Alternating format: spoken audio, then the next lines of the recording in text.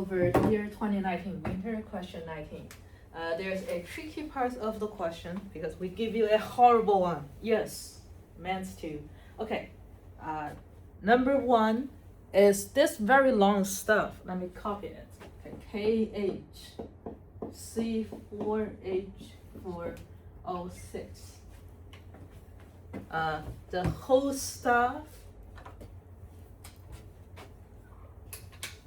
will not be separated. They go together. You can treat them as A. My question is, what's the charge? A should be 2 minus because potassium is always positive 1, hydrogen is always positive 1. Okay, I'm going to use A minus, A2 minus, because that's going to make the life easier. All right.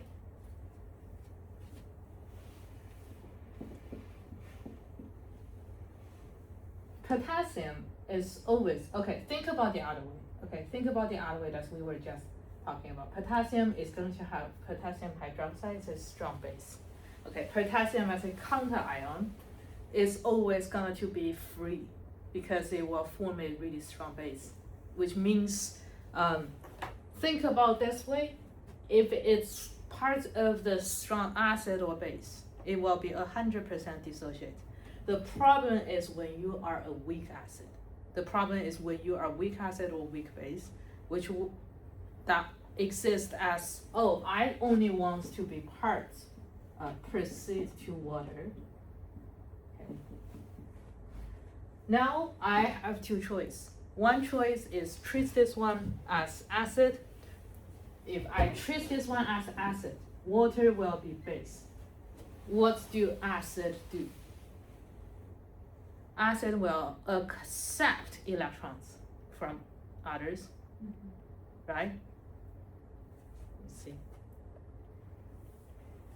Okay. H, A with a minus.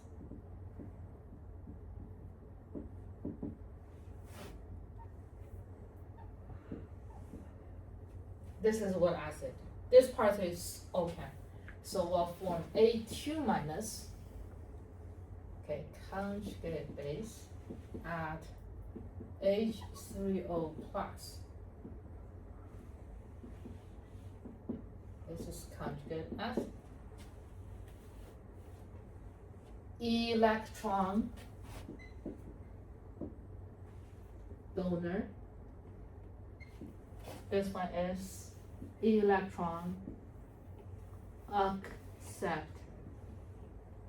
Or, okay, this is Lewis acid, acid base theory. Use our Brown-Slurry theory. What do we interpret it? Hydrogen donor. Okay, because it's giving this hydrogen away. Okay, or hydrogen acceptor. Make sense? Okay, acid will form its conjugate base. Base will form its conjugate acid. One more question. The stronger the conjugate base, the weaker the acid. Okay?